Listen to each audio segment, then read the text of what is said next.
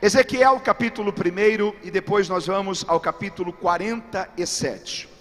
No capítulo 1, nossa leitura será versos 1, 2 e 3, e depois no capítulo 47, iremos ler a partir do versículo 3.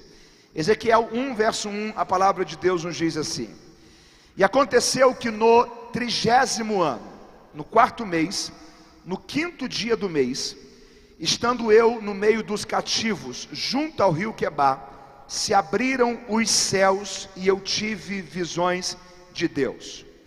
No 5º dia do mês, no 5º ano do cativeiro do rei Jeoiaquim, veio expressamente a palavra do Senhor a Ezequiel, filho de Buzi, o sacerdote, na terra dos caldeus, junto ao rio Quebar, e ali esteve sobre ele a mão do Senhor. Agora capítulo 47, mesmo livro do profeta Ezequiel, capítulo 47, versículo 3. Penúltimo livro, ou penúltimo capítulo do livro do profeta Ezequiel, capítulo 47, versículo 3. A palavra de Deus está escrita assim: E saiu aquele homem para o oriente, tendo na mão uma corda de medir, e mediu 1000 côvados. Quantos côvados? E me fez passar pelas águas, águas que me davam pelos tornozelos. Mediu mais 1000 côvados, e me fez passar pelas águas, águas que me davam pelos joelhos.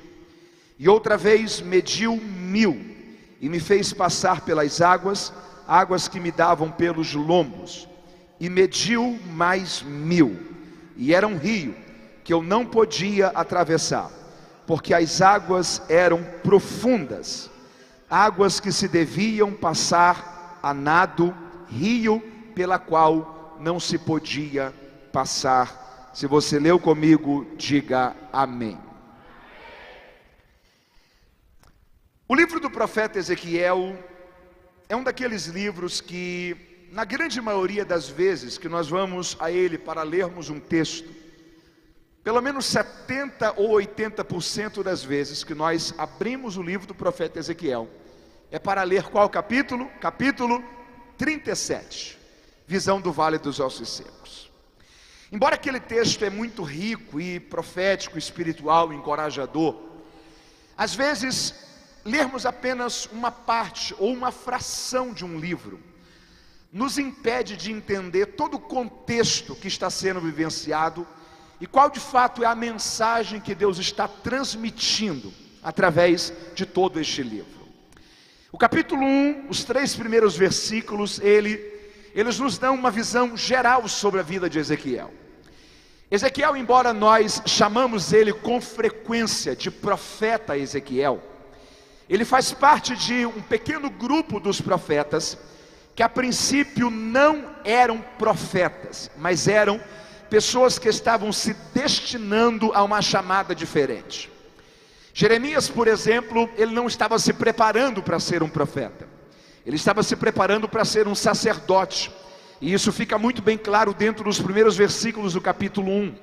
Do mesmo modo, Ezequiel também.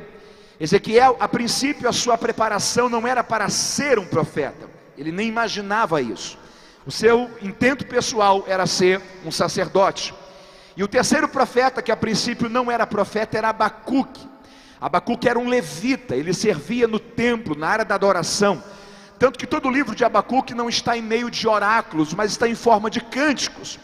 E enquanto ele louvava e ministrava o louvor como levita no templo, que Deus lhe concedeu uma percepção profética de entender o seu tempo e também a próxima geração, tempo futurístico, sobre aquilo que haveria de vir, e o seu clamor para que Deus tivesse misericórdia e enviasse um avivamento para com o seu povo. Esses 3 profetas a princípio não eram profetas: Ezequiel, Jeremias e Abacuque. Para você ter uma noção de como que isso representava universos diferentes, a chamada sacerdotal, ela era totalmente diferente da chamada profética. Eles agiam em direções diferentes. O profeta, por exemplo, ele ouvia da boca de Deus e ele passava aos ouvidos do povo. O sacerdote era o caminho inverso. O sacerdote ouvia da boca do povo e passava aos ouvidos de Deus. O sacerdote, ele intercedia, o profeta, ele confrontava. O sacerdote era uma figura pública, o profeta não. A grande maioria dos profetas eram pessoas de poucos amigos, porque os profetas eles não eram muito públicos na sociedade. Quando um profeta aparecia, as pessoas sabiam que Deus tinha uma palavra para dizer. E quase sempre essa palavra ela não era muito boa a princípio de ser ouvida, porque Deus levantava profetas para um tempo de correção, para um tempo de alinhamento, chamando o povo de volta para Deus, trazendo o povo de volta a uma conduta de arrependimento. Então, ser um profeta não era algo muito social, não era uma figura muito pública. Os profetas, eles eram, na grande maioria das vezes, mal vistos dentro do contexto da época. O intento pessoal de Ezequiel era ser um sacerdote. Quando Deus chamava alguém para ser profeta, Deus não queria saber quem era o pai, quem era a mãe, qual era a tribo, a cidade, a origem da pessoa. Simplesmente Deus dizia, a partir desse momento: a minha palavra está na sua boca. Quando você fala, sou eu que estou falando. Quando você vai, sou eu que estou indo. Você será um porta-voz da minha palavra para o meu povo. O sacerdote não. Para Deus escolher ou trazer alguém para ser um sacerdote, era necessário uma combinação de pelo menos 4 fatores. Quantos fatores? 4. Em primeiro lugar, alguém para ser um sacerdote tinha que ser da tribo de Levi. Todo sacerdote seria da tribo de Levi. Mateus, então se eu fosse da tribo de Levi, poderia ser um sacerdote? Nem sempre. Em segundo lugar, na tribo de Levi, você teria que ser de uma descendência sacerdotal. Deus havia estabelecido linhagens e famílias, para que dessas famílias e dessas linhagens, gerações após gerações, Deus provesse sacerdotes para o seu povo. Em terceiro lugar, alguém para ser sacerdote, o templo tinha que estar funcionando, porque só havia sacerdócio se houvesse templo. Todas as funções sacerdotais se realizavam no templo. Então, para existir sacerdotes, o templo tinha que estar funcionando. E em quarto lugar, alguém para ser um sacerdote tinha que estudar desde os 12 até aos 30 anos de idade, 18 anos. Se você era um pai judeu ou uma mãe judia, quando o seu filho tinha 12 anos, você levava ele ao templo, ele recitava a lei. E era uma forma de você saber que a lei de Deus havia sido plantada dentro do coração do seu filho. Que agora ele sabia o que Deus aceitava e rejeitava, o que era santo e profano, o que agradava a Deus e o que entristecia a Deus. A lei de Deus havia criado raízes dentro do coração do seu filho.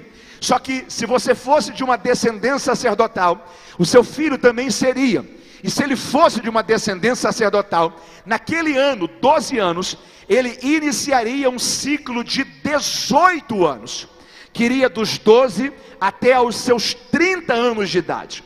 E por 18 anos, ele estudaria sobre o que era um sacerdote, sobre como era a lei, sobre qual era a liturgia do templo, as funções sacerdotais, o que Deus esperava de um sacerdote. Então, para alguém chegar a ser um sacerdote no Antigo Testamento, eram essas 4 combinações. Você está comigo aí? Diga amém. Primeiro lugar, tinha que ser da tribo de Levi. Segundo lugar, tinha que ser de uma descendência sacerdotal na tribo de Levi. Terceiro lugar, o templo tinha que estar funcionando. E em quarto lugar, tinha que estudar dos 12 aos 30 anos para ser sacerdote. Traga essas 4 informações para Ezequiel capítulo 1. Porque Ezequiel no capítulo 1, ele nos dá 2 datas. Quantas datas? 2. Primeira, ele nos fala sobre 30º ano. Segunda, ele nos fala sobre 5º ano. O 30º ano que Ezequiel fala aqui é o seu tempo de vida, quando ele começa a receber algumas visões. Era como se ele estivesse falando: muito prazer, meu nome é Ezequiel, eu tenho 30 anos de idade. Espera aí, se ele é filho de um sacerdote, se ele é de descendência sacerdotal, e se ele tem 30 anos de idade, isso é sinal de que a partir deste ano, ele começou a viver o início dos melhores anos da história da sua vida. É sinal que ele estudou por 18 anos, que ele concluiu toda a sua trajetória. E aquilo que ele tanto sonhou, que ele tanto desejou, enfim, ele começou a exercer como função e como vocação, que é a chamada sacerdotal. Só que a segunda data que ele dá muda tudo isso, porque ele diz que o 30º ano da sua vida foi também o 5º ano do exílio do rei Jeoiaquim. Sabe o que ele está dizendo? Completei 30 anos, mas não estou em Jerusalém. Completei 30 anos, mas o templo não existe mais. Completei 30 anos, mas não concluí os meus estudos sacerdotais. Completei 30 anos, mas há 5 anos atrás, Nabucodonosor entrou em Jerusalém, destruiu a cidade, destruiu o templo, me trouxe cativo para a Babilônia. Cheguei no ano que eu tanto esperava, mas o ano que era para ser o ano da minha grande alegria, se está se transformando no ano da minha grande dor. Porque tenho 30 anos, mas não concluí os meus estudos sacerdotais, e estou junto ao rio Quebar, no meio de exilados. O que ele está dizendo é: a minha vida chegou em um momento de dor, em um momento de incertezas, em um momento de caos. Mas é neste momento que, ainda no capítulo 1, Ezequiel diz que é junto ao rio Quebar, com 30 anos de idade, junto aos exilados, que em um dia que parecia ser comum, de repente, Deus abriu os céus e ele teve visões de Deus. Deus abriu os céus e existiu uma intervenção de Deus na sua vida. O que Deus está dizendo é: Ezequiel, eu vou transformar a sua dor em festa. Eu vou transformar o seu luto em celebração. Eu vou transformar as tuas incertezas em direcionamento. Eu vou transformar os seus questionamentos em convicção. Eu venho dizer uma palavra de Deus a você esta noite. Talvez eu estou pregando para alguém que o cenário atual da sua vida é um cenário de desesperança, aonde você busca respostas e não encontra, aonde você tem questionamentos, mas não tem clarezas. Deus vai abrir os céus sobre você. Deus vai abrir os céus sobre você, e haverá uma visão de Deus para a história da sua vida. Você pode dizer glórias a Deus por isso? Levante uma de suas mãos ao céu e diga: Senhor, eu preciso que este congresso seja um tempo que os céus se abram sobre a minha vida. Eu preciso ter uma visão clara do Senhor para a minha história.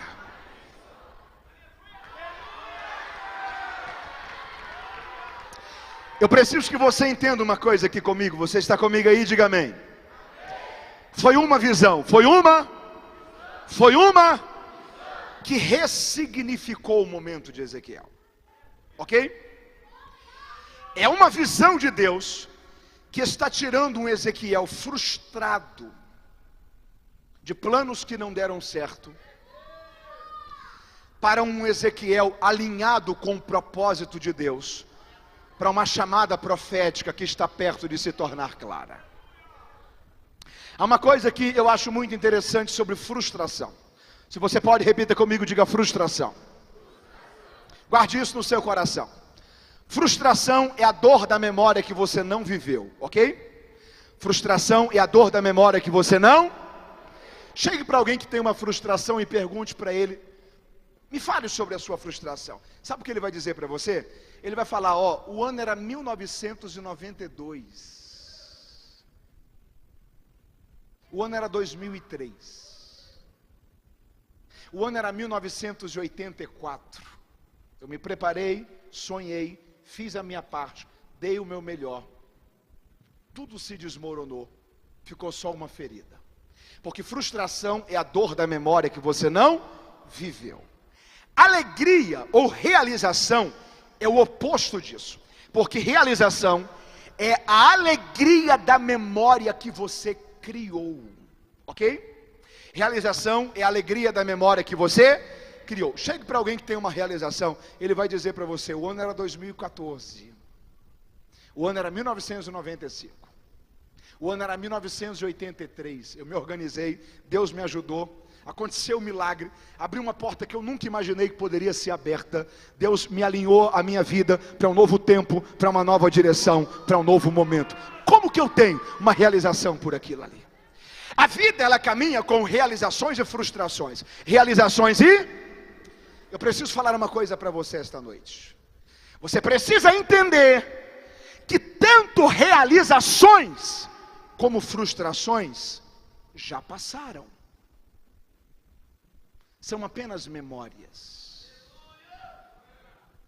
Talvez a alegria ou a dor ainda é sentida hoje, mas o momento já passou. Quando Deus está abrindo os céus para Ezequiel, o que Deus está dizendo é o seguinte: Ezequiel, esquece o que deu errado lá atrás. O que Deus está dizendo, Ezequiel, deixe para trás a memória da tristeza daquilo que você não viveu. O que Deus está dizendo, Ezequiel, eu vou abrir os céus sobre a sua vida. Eu vou te mostrar uma nova visão. Eu vou te dar clareza sobre o novo horizonte. Eu estou crendo a palavra de Deus sobre a sua vida esta noite. Deus vai te visitar com uma visão clara daquilo que é o projeto dele para a história da sua vida. Deus vai te mostrar um novo horizonte a ser seguido. Você está entendendo isso? Diga glória a Deus.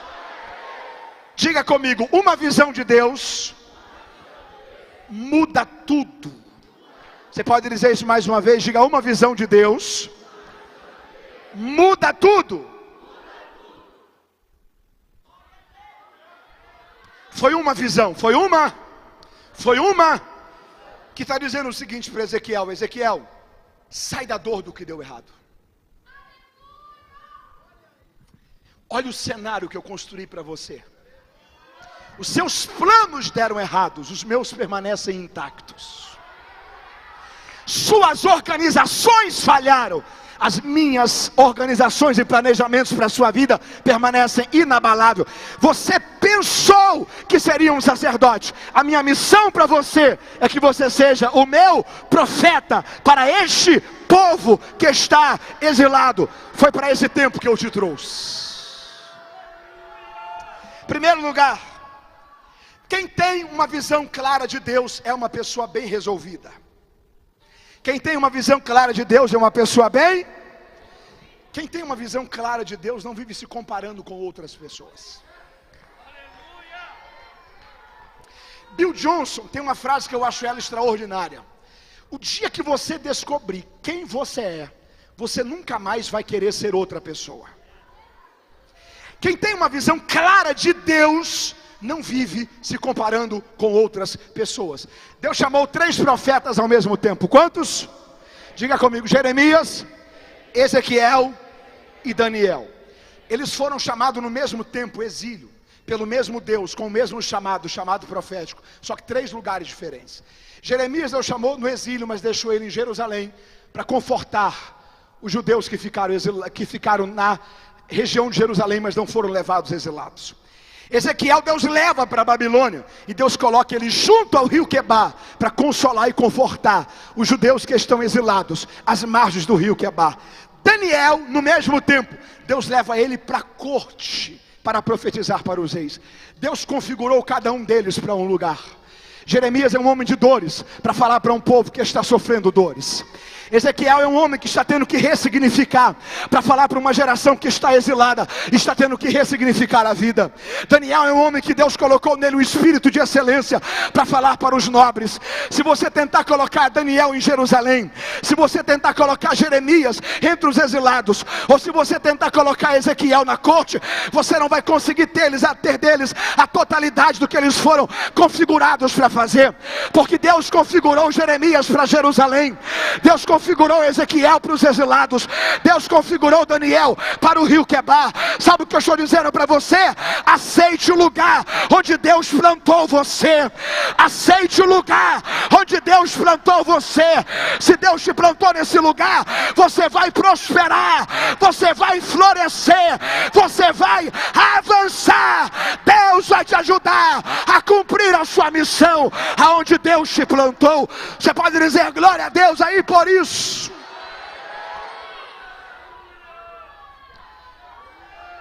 Quem tem uma visão de Deus é uma pessoa bem resolvida, é uma pessoa.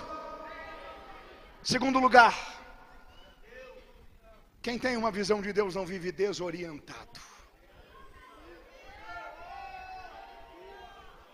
Você pode me ajudar, por gentileza, aqui, por favor?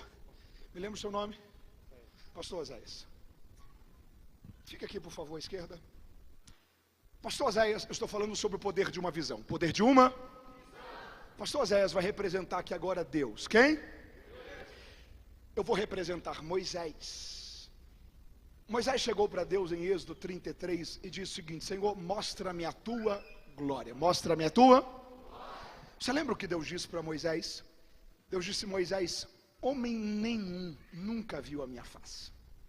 Espera aí, Moisés não está pedindo para ver a face, Moisés está pedindo para ver a... E Deus está se negando de ser visto pela face. Só que Deus diz o seguinte: você vai entrar na fenda de uma rocha e eu vou passar por você quando você estiver dentro da fenda desta rocha. Imagina que isso daqui é a fenda de uma rocha, ok? Eu estou dentro dessa fenda. Do lado esquerdo Moisés via o quê? Rocha. Do lado direito, atrás ele via o quê? A única visão era a da frente. A Bíblia diz que Deus passou, com licença, pastor Oséias, e Deus colocou a sua mão no rosto de Moisés.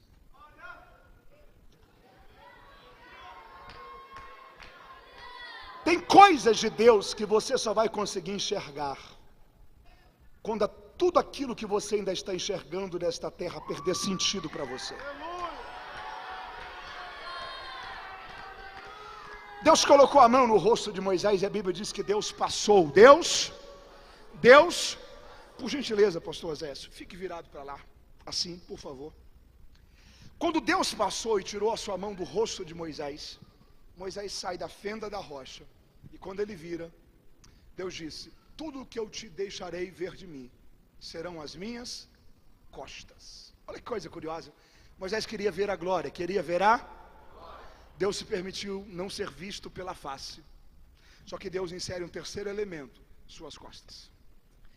Quando Deus está dando a Moisés uma visão das suas costas, Deus está dando a Moisés a melhor visão que alguém pode ter de Deus.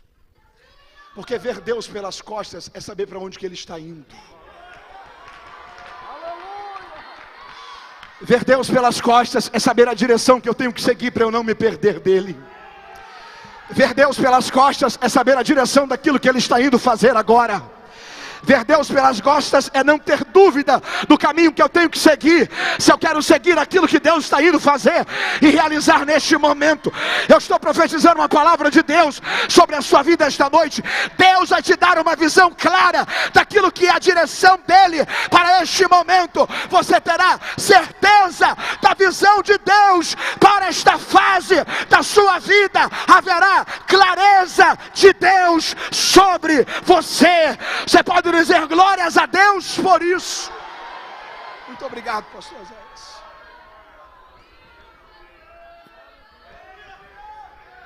A pior coisa que nós podemos fazer com a nossa vida é gastarmos a nossa vida sem saber qual é a visão de Deus para ela. Há 2 livros na Bíblia que contam a sua história. Quantos livros? Quantos livros? O primeiro deles está em Salmo 139, o salmista disse que é um livro onde Deus prefixou todos os meus dias. Você pode talvez chamar esse livro de livro do propósito, livro do... É claro que isso aqui é uma linguagem poética, mas imagina, por exemplo, Moisés nascendo, Deus prefixando no seu livro: este aqui será líder da nação de Israel. José nascendo, Deus dizendo: este aqui será governador do Egito. Davi nascendo, Deus prefixando: esse aqui será um homem segundo o meu coração. Paulo nascendo, Deus prefixando: esse aqui será apóstolo dos gentios. Há um livro onde Deus prefixou todos os meus dias. Esse livro é o livro do propósito, o livro do... Só que tem um segundo livro na Bíblia que conta a sua história. Ele está em Apocalipse capítulo 20. A Bíblia chama ele de livro das obras, livro das... Se esse livro aqui é o que ele projetou, esse livro aqui é o que você viveu. Esse livro aqui é as prioridades que você abraçou.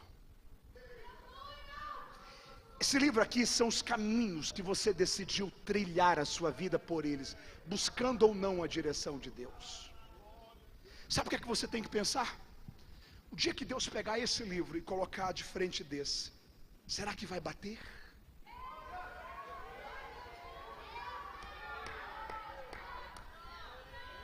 Ou será que Deus talvez vai olhar para a gente e dizer: que pena, viu? Que você quis viver pelo seu coração, mas não pelo meu. Que você quis seguir pelos seus caminhos, mas não pelos meus caminhos para a sua vida. Eu preciso que você entenda uma coisa esta noite: há uma visão de Deus para a sua história. Há uma visão de Deus para a sua história. Há uma visão de Deus para a sua história. Há um chamado de Deus te aguardando. Há um propósito de Deus para você. E esse congresso é para sacudir você por dentro e dizer: Senhor, não me deixe viver nem mais uma fase da minha vida sem saber o que é que o Senhor escreveu no teu livro acerca dos meus dias. Eu quero viver por inteiro aquilo que é o teu propósito para a minha história. Você pode dizer glória a Deus por isso? Levante suas mãos e diga: Senhor, dá-me clareza da tua visão.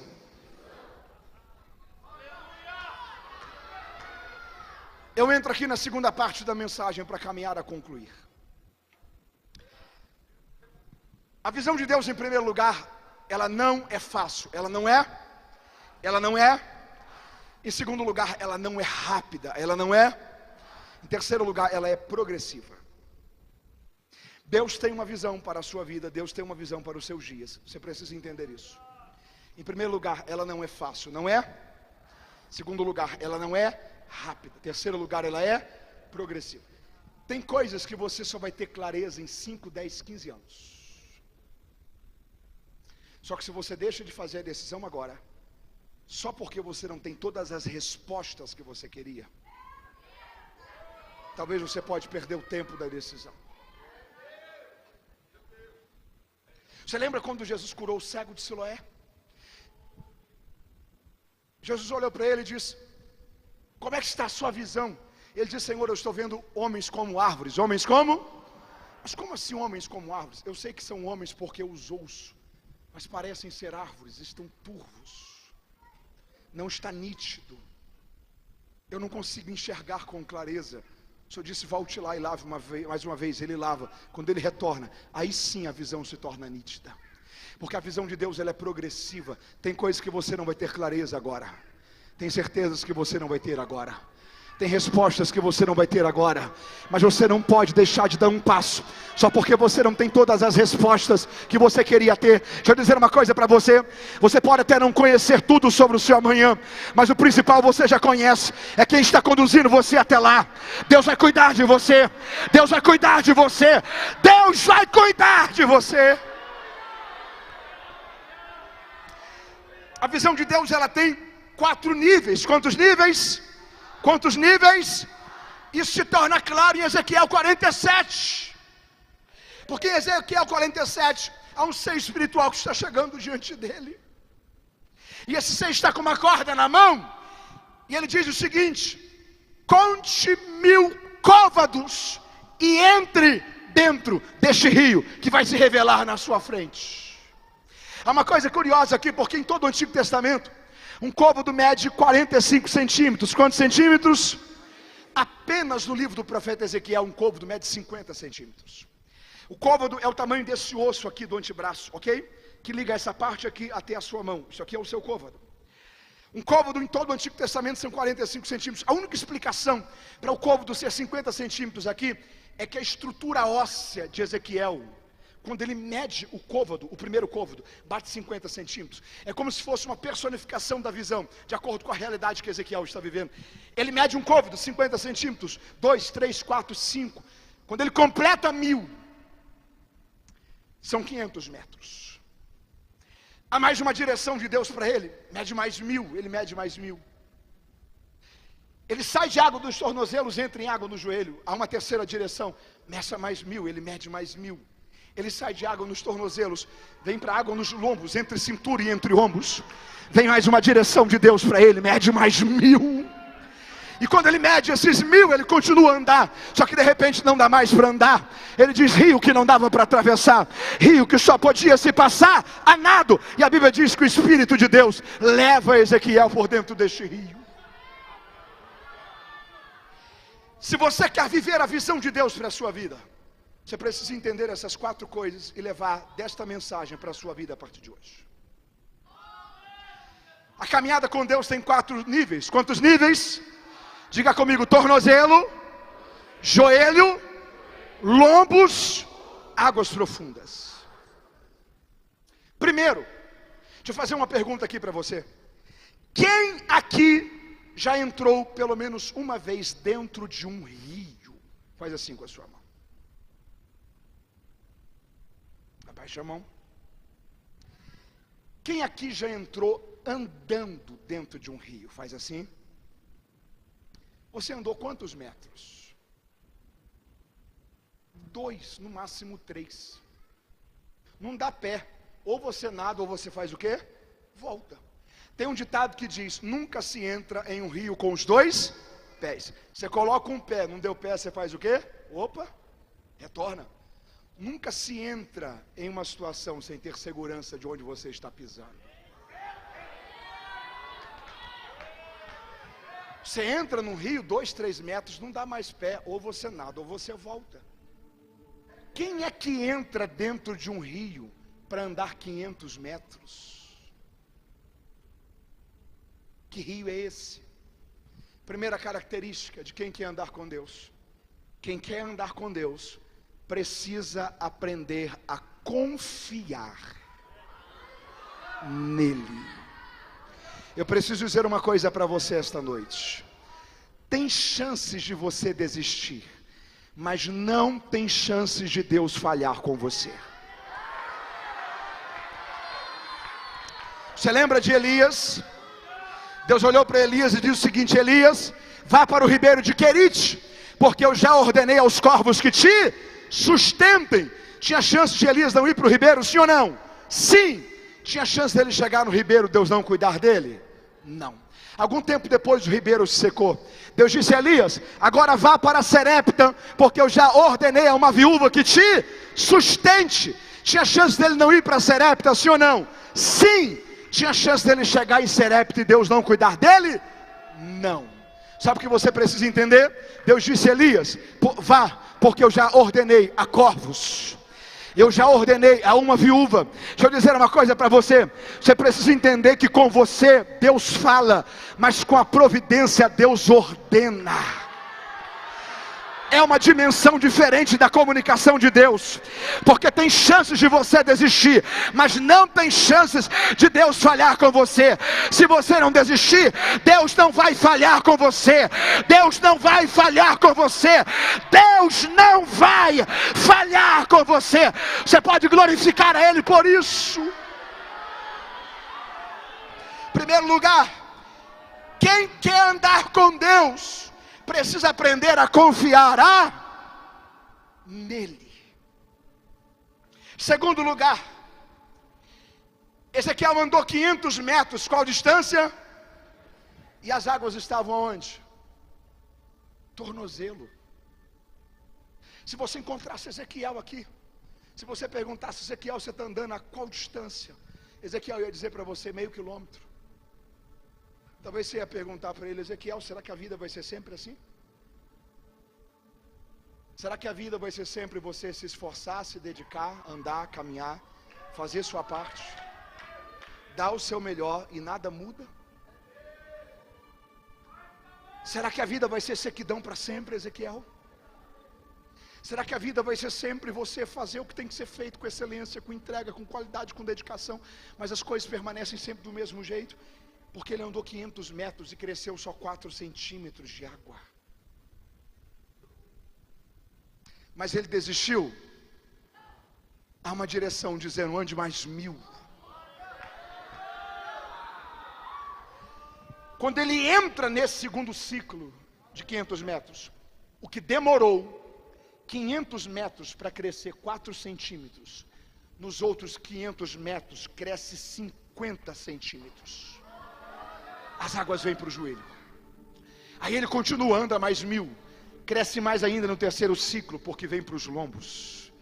E ele anda mais 1000, cresce ainda mais, porque sai dos lombos e entra em águas profundas. Eu preciso falar uma coisa aqui para você. Se prepare, porque o começo sempre será mais difícil. Sempre. Começo você vai andar, e nada vai mudar. Você vai se esforçar, e os resultados serão mínimos. Você vai receber pedradas, ouvir afrontas, engolir seco, buscar forças em Deus, resolver suas crises em Deus, levantar a cabeça, tirar força da fraqueza, ir para a guerra de novo. E parece que tudo continuou do mesmo jeito, nada mudou. As águas continuaram no tornozelo. Só que se você não desistir, em pouco tempo, com o mesmo esforço, com a mesma caminhada, com a mesma entrega, com a mesma dedicação, com o mesmo tempo de jornada, você verá que existirão resultados muito maiores. Haverá profundidade de Deus para você. Deus vai te levar a níveis diferentes de comunhão, crescimento e relacionamento. Você tem que vencer. É o começo. Porque o começo sempre será mais difícil. Encoraje alguém do seu lado, diga: não desista no começo. Diga: já já você sai da sequidão. Diga: já já Deus te leva a águas profundas. Já já as águas molham os seus joelhos. Já já as águas molham os seus lombos. Já já você é mergulhado dentro do rio do projeto de Deus para você. Eu estou profetizando uma palavra de Deus. Você não vai parar. Deus vai te ajudar a permanecer. Você pode glorificar a Deus por isso.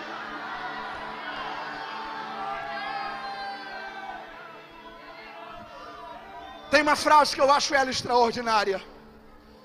Não há arrependimento na excelência. Você pode repetir isso bem forte. Diga: não há arrependimento na excelência.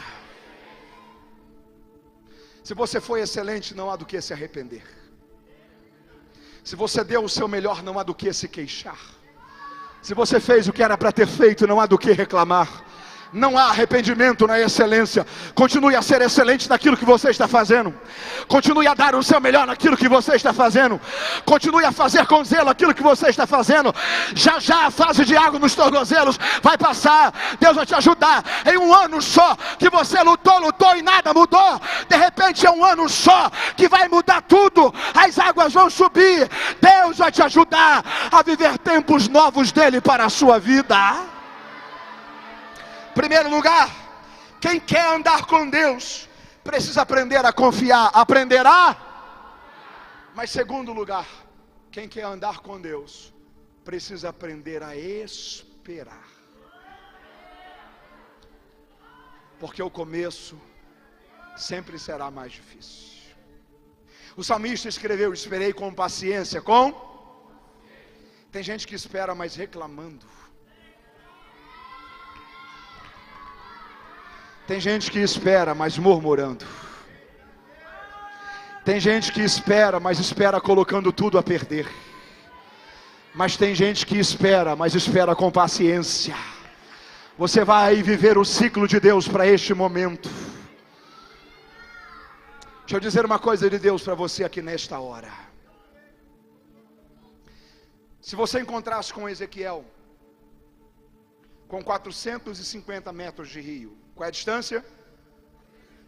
As águas estavam onde? Tornozelo. Se você perguntasse para ele: Ezequiel, o que vai ser do seu futuro? Tudo bem, você está andando esse ciclo aqui, mas e depois? O que você vai fazer da vida? Tudo bem, Deus mandou você andar esses 1000 côvados aqui, mas é só isso. Ezequiel ia responder para você: eu não sei o que fazer depois dos 1000 côvados, Mas se foram os 1000 côvados que Deus me mandou andar, eu vou andá-los até o final. Sabe quando é que chega uma nova direção? Depois que ele completa os primeiros 1000. Aí depois ele anda mais 1000. E a direção não chega quando tem 999 metros.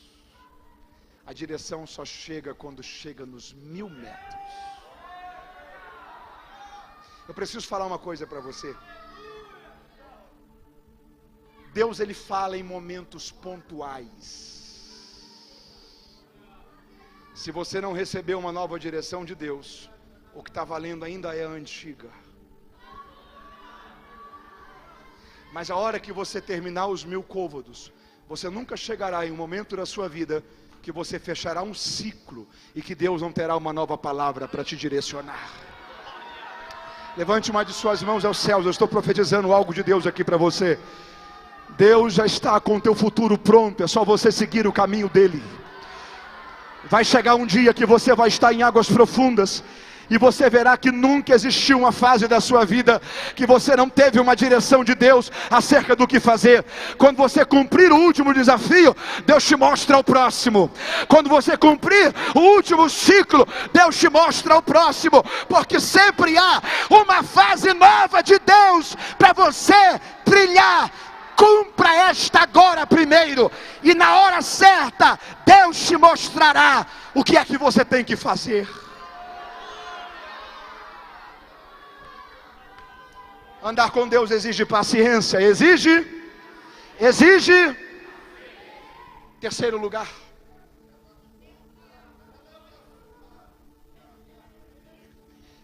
as medidas do rio mudaram, sim ou não?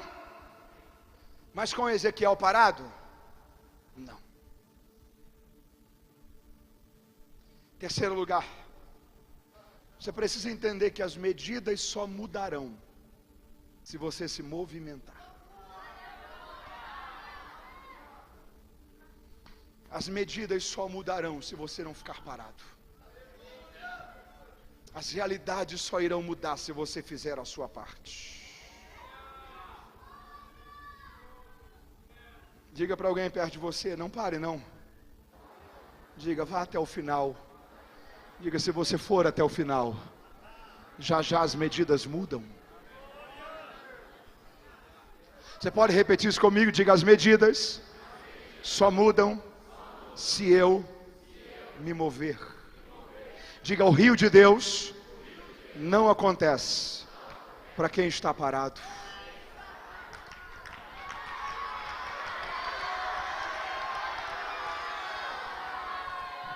Eu ouvi esses dias uma história de um pastor chamado Robert Madu. Ele é pastor em Dallas, no estado do Texas. Ele recebeu um convite para pregar em Atlanta, no estado da Geórgia. E quando ele chegou no aeroporto para embarcar, as portas do aeroporto de Dallas estavam fechadas. Ele achou aquilo muito estranho. Passou 1 minuto, 2, 3, 5 e nada das portas do aeroporto se abrirem. Ele começou a ficar um pouco preocupado. Ele disse, não é possível, eu tenho que embarcar, eu não posso perder o meu voo. Não é possível que não tenha um funcionário aqui para me dar alguma informação. E ele se aproximou um pouco da porta para ver se enxergava alguém do lado de dentro. E quando ele se aproximou, de repente as portas do aeroporto se abriram. Ele ficou um pouco mais aliviado. Ele foi ao banheiro e quando ele terminou de usar o sanitário, se levantou que foi procurar a descarga, automaticamente a descarga foi ativada. Ele parou e disse assim, uau! Ele foi até o lavabo e quando ele foi lavar a sua mão, sem que ele apertasse nada, a torneira derramou água na mão dele. E ele parou e disse, Deus deve ter um plano muito incrível para essa viagem. Porque as coisas estão acontecendo de um modo muito fácil de 5 minutos para cá. E enquanto ele foi narrando aquele momento, eu comecei a pensar o que você está pensando agora. Será que esse homem não havia percebido que em ambientes como aeroportos, as coisas funcionam por meio de sensores? Se você se aproxima de uma porta, ela faz o quê? se abre. Se você se levanta, a descarga faz o quê? É ativada. Se você coloca a sua mão, o que acontece? O sensor faz a torneira derramar água na sua mão.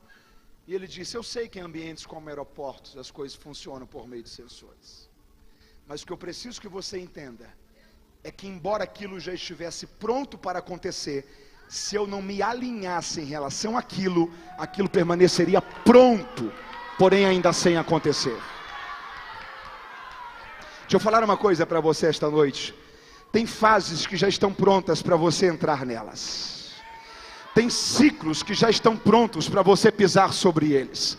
Tem etapas novas de Deus que já estão prontas para você começar a vivê-las. Mas você precisa entender que as medidas só mudam se você se movimentar. Deus está dizendo esta noite: você não pode parar. Você tem que andar um pouco mais. Você tem que entrar para dentro desse rio. Você tem que entender a direção de Deus. Se você entrar para dentro desse rio, Deus vai te ajudar a viver por inteiro a história dele para você. Você está entendendo isso e pode dar glórias a Deus por isso? Diga comigo mais uma vez: o rio de Deus só acontece para quem se move. Você lembra da mulher do fluxo de sangue? Tinha mais gente doente naquela multidão, sim ou não? Sim. Além dela, outra pessoa foi curada? Não.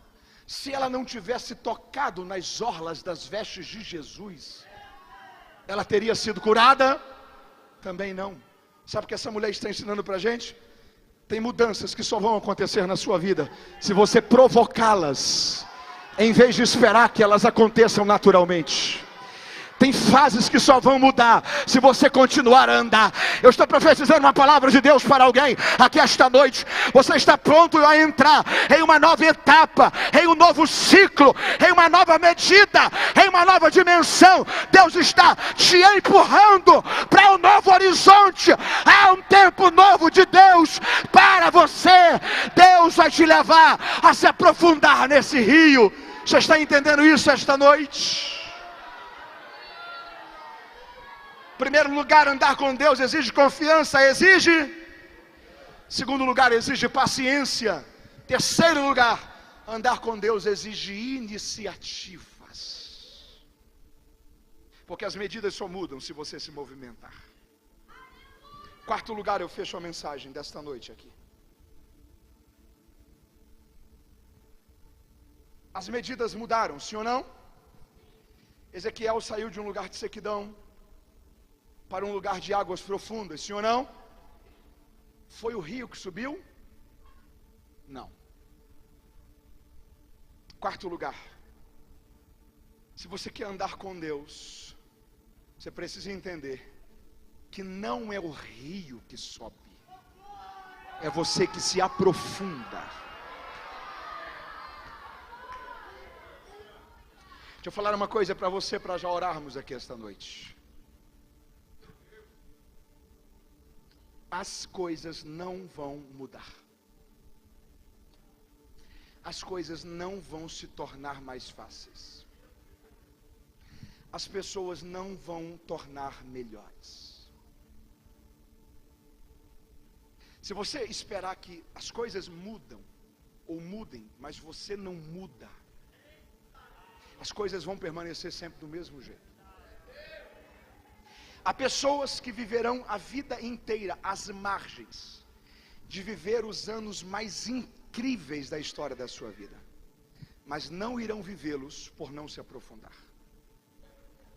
Há pessoas que viverão a vida inteira às margens de viver as experiências mais extraordinárias da sua vida, só que não irão tocá-las, porque pensa que o rio sobe. O rio não sobe.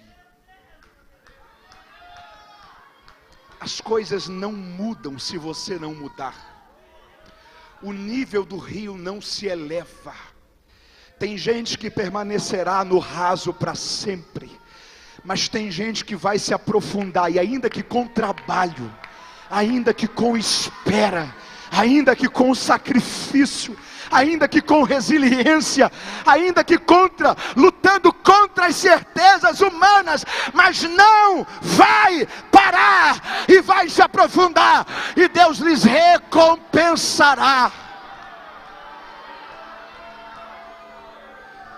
Eu estou encerrando a palavra de Deus sobre a sua vida esta noite, mas eu preciso que você entenda isso. Esse congresso da Almad faz é para você acessar um novo nível em Deus. É para você dizer: Senhor, não dá mais para viver com os céus fechados. Eu preciso ter uma visão clara. Eu sei que essa visão não é fácil, não é rápida, é progressiva. Eu sei. Eu sei que nessa visão, para mim andar contigo, eu vou ter que confiar, eu vou ter que esperar. Mas em terceiro lugar, eu terei que ter iniciativas. E em quarto lugar, eu terei que ter dedicação. Porque o rio não sobe, sou eu que me aprofundo. Mas essa noite é uma noite para você parar e dizer: Senhor, eu não quero gastar a minha vida no raso. Eu não quero gastar a minha vida às margens. Eu não quero gastar a minha vida vazio, eu quero me encher.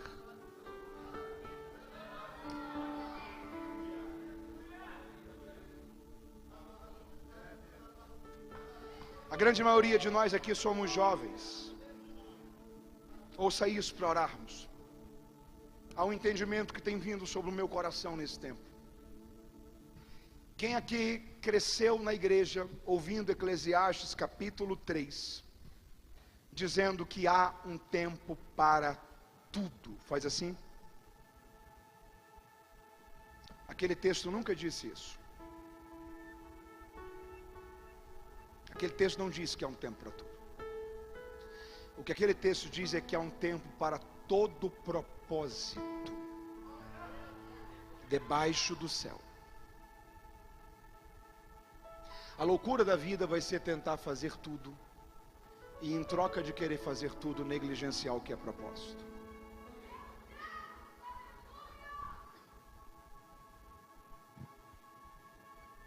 Você não vai conseguir fazer tudo. Mas se você priorizar o que é propósito, eu tenho uma boa notícia para você: vai dar tempo.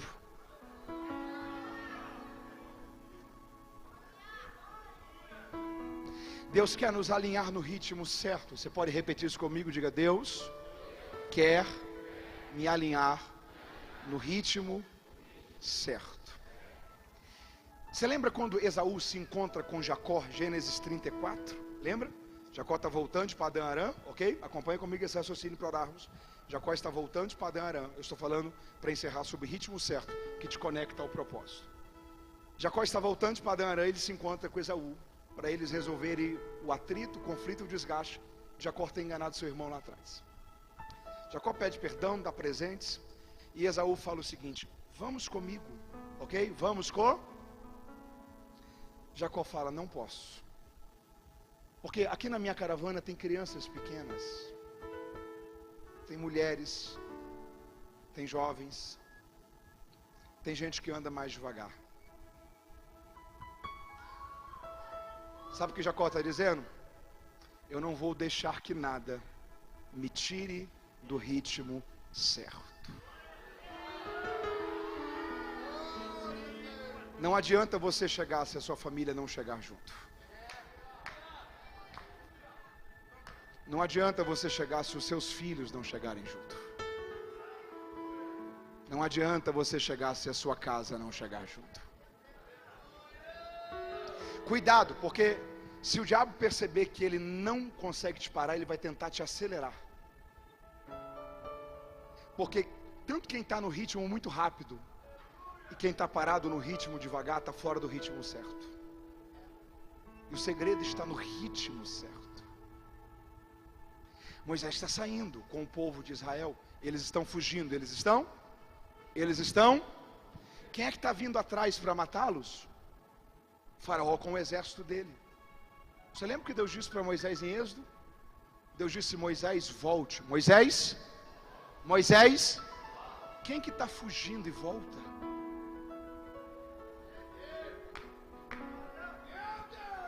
Moisés, Volte. Tem horas que o avanço de Deus para a sua vida será retroceder um pouco. Moisés, volte e acampe em Pi-Hahirote. Moisés está fugindo, e quando você está fugindo, você quer velocidade para correr. Deus está dizendo: para, vem para o ritmo certo. Acampa. O povo está parado, o povo está... Quem é que está se aproximando? O faraó com seu exército. A Bíblia diz que quando eles se aproximam, o faraó e o exército olham e dizem: eles estão perdidos, desorientados, é presa fácil. Aí o povo de Israel, os hebreus, olham para Moisés e falam assim: olha quem está se aproximando. Você trouxe a gente para isso? Será que não tinha sepulturas no Egito? Aí, agora que Deus olha para Moisés e fala assim: Moisés, diga a esse povo que marche, toque nessas águas. O mar se abre, o povo entra. Deus estava ajustando o ritmo, Deus estava ajustando esse retrocesso e essa parada de acampamento em Pi-Hahirote. É Deus ajustando o ritmo do último homem dos hebreus com o último homem dos egípcios. De modo que quando eles continuaram nesse ritmo, quando o último homem de Israel passou, o último homem dos egípcios entrou dentro do mar. E Deus fechou o mar, e todo o exército dos egípcios foi destruído. Você não vai conseguir fazer tudo, porque a Bíblia não diz que vai dar tempo para tudo. O que a Bíblia diz é que dá tempo para todo propósito. Se você conseguir alinhar o seu coração com o propósito, isso vai te trazer para o ritmo certo. E no ritmo certo tem livramento de Deus para a sua vida. No ritmo certo tem proteção de Deus para a sua casa. No ritmo certo, Deus vai conduzir toda a tua história de vida.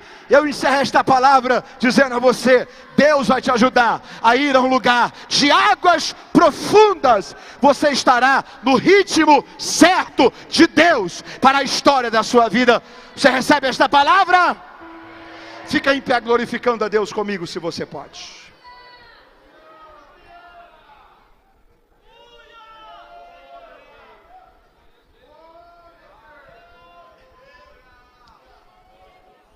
Se Deus falou com você, esse é o momento talvez para você respondê-lo. Coloque sua mão no seu coração. Eu quero orar com você, encerrando esta palavra. Eu não sei talvez onde Deus te achou nesta palavra. Eu não sei talvez qual parte dela que quem sabe você sentiu como uma flecha de Deus tocando seu coração. Seus olhos se abrindo, as escamas caindo dos seus olhos, o horizonte sendo enxergado, uma resposta de Deus chegando, uma porção de encorajamento tocando a sua vida. Mas eu quero orar nesse momento com você, dizendo a você que Deus está alinhando esta noite o nosso ritmo, para que a gente viva o rio por inteiro, para que a gente viva o propósito por inteiro. Diga comigo: Senhor Deus, eu ouvi a tua palavra e eu te dou graças, porque o Senhor nos enviou a tua palavra.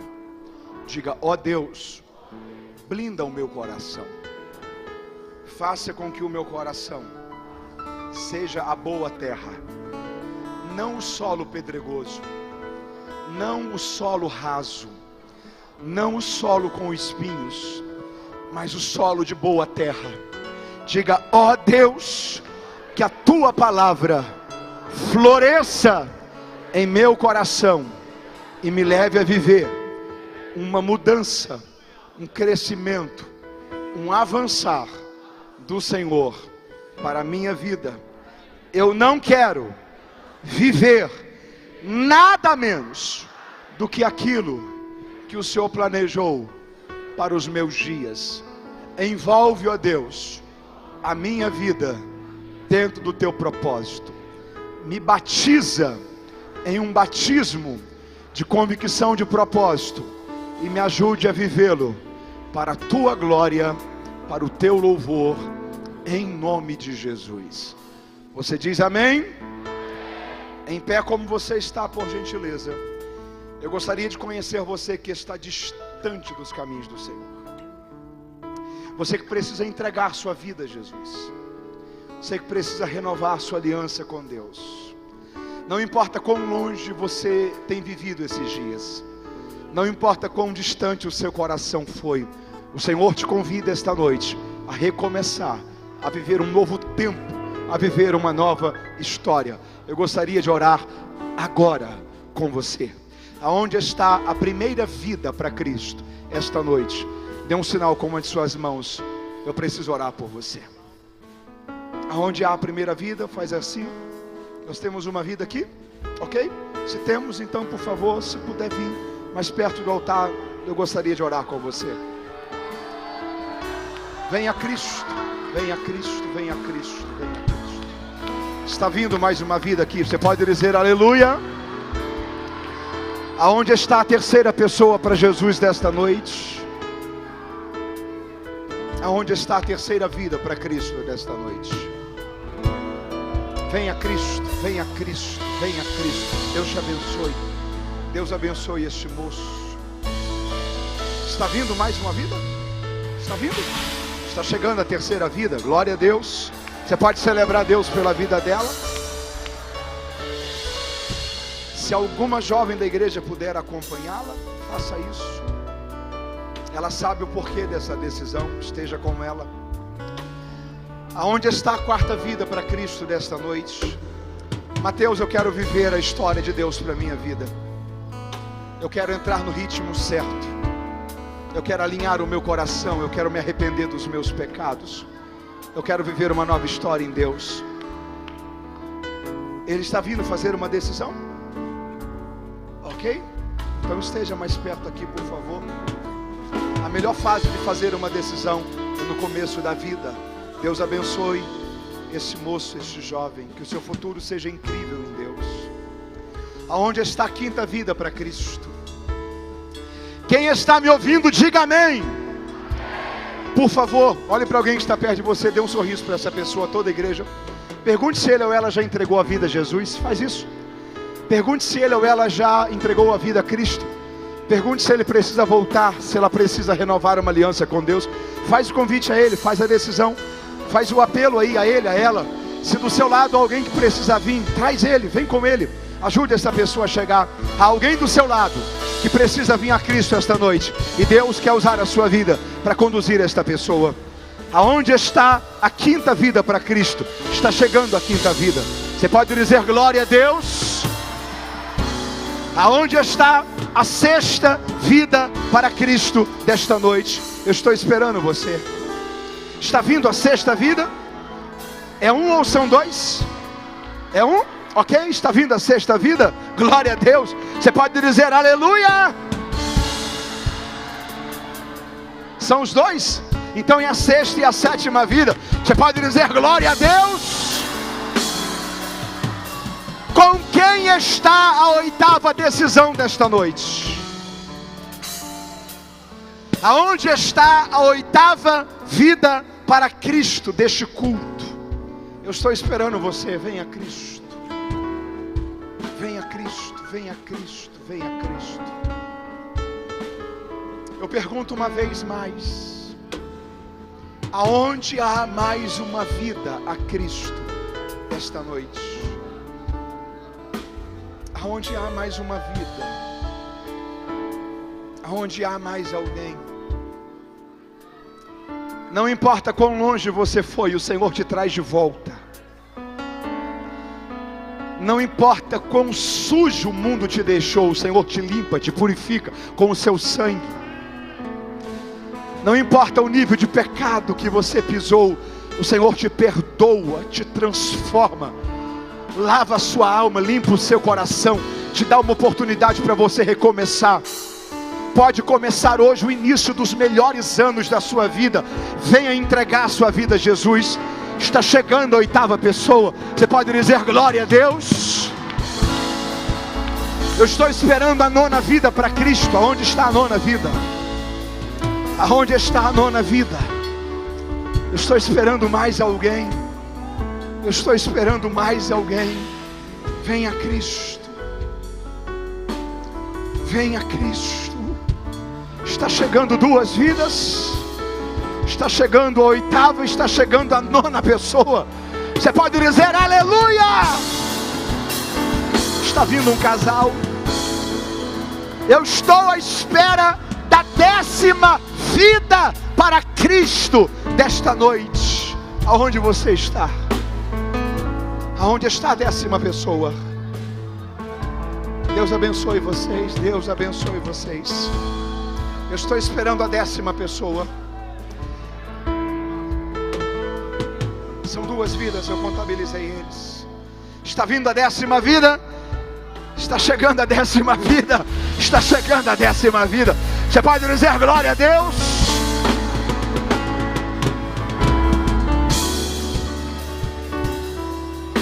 Por certo, são convidados que vieram, compraram a blusa do congresso e estão vindo para participar. Já era uma sinalização de que nesse congresso Deus iria trazer você de volta. Aonde está a 11ª pessoa para Jesus? Eu estou à espera de um pai, que através da sua decisão, Deus vai mudar a história da sua família. Eu estou à espera de uma mãe, que as suas filhas, seus filhos não viverão as mesmas feridas, angústias e frustrações que foram consequências de uma vida longe de Deus.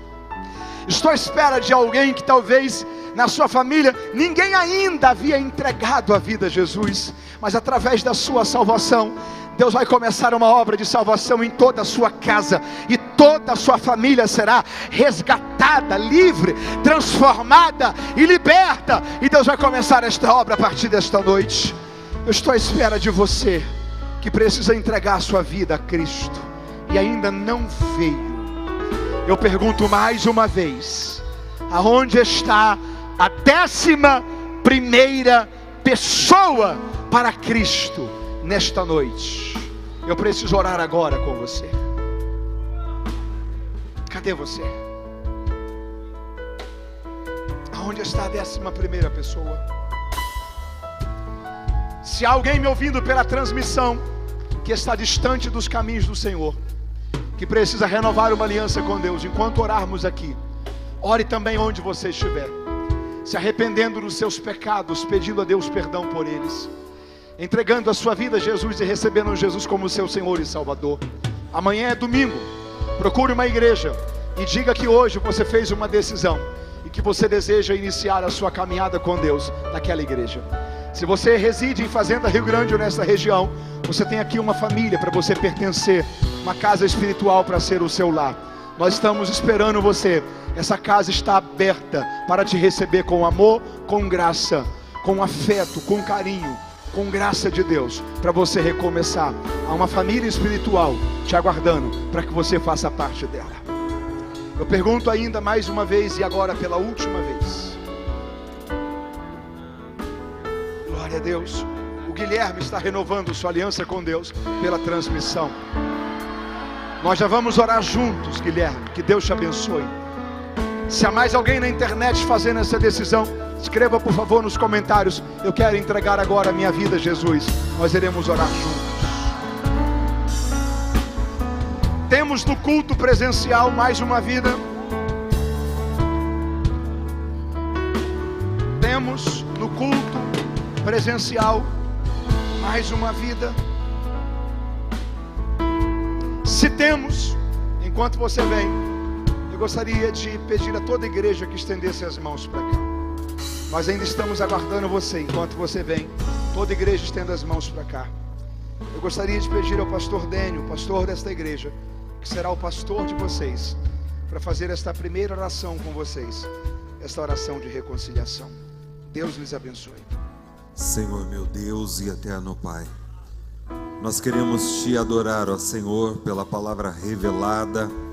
Queremos te louvar pelo maior milagre deste congresso, que é a salvação de almas. Te bendizemos, ó Senhor, por estas 11 vidas. Seja o seu nome glorificado através de todas estas pessoas. Perdoa-lhes, ó Deus, os seus pecados. Escreve, ó Pai, os seus nomes no livro da vida. Dê-lhes a garantia de entrada no reino dos céus, como também força para eles permanecerem dentro da tua casa, Pai. Os honre com o melhor desta terra, porque nesta noite eles decidiram por ti. Nós abençoamos a vida de todos os teus filhos e filhas, do teu servo que pregou esta palavra. Abençoa-nos, ó Pai. Esperamos em ti, esperamos no seu milagre. Fica conosco, nós pedimos e te agradecemos crendo em nome de Jesus. Quantos podem dizer amém? Amanhã às 18h30 nós vamos iniciar, então é às 18 horas, né? Amanhã é às 18 horas, você não pode perder. Também você que quer cantina, tem espetinho, pastel à minha esquerda. E amanhã, pela manhã, não vai haver escola bíblica dominical no templo sede. Então, porém, às 18 horas nós estaremos aqui. E você que quer os livros do pastor Mateus, à esquerda vai estar ali. Você que quer tirar uma foto com ele, compre o livro dele, já tira uma foto com ele com o livro na mão. Vai ser lindo isso, viu? Então o ajude, o abençoe o ministério dele. E vai à esquerda ali, ele vai estar ali e já vai estar tirando as fotos com vocês e abençoando a sua vida. A vitória é nossa. E se Deus é por nós, o amor de Deus, a graça de Jesus, a comunhão e a consolação do doce e do divino Espírito Santo repouse sobre cada um de vós, e todos digam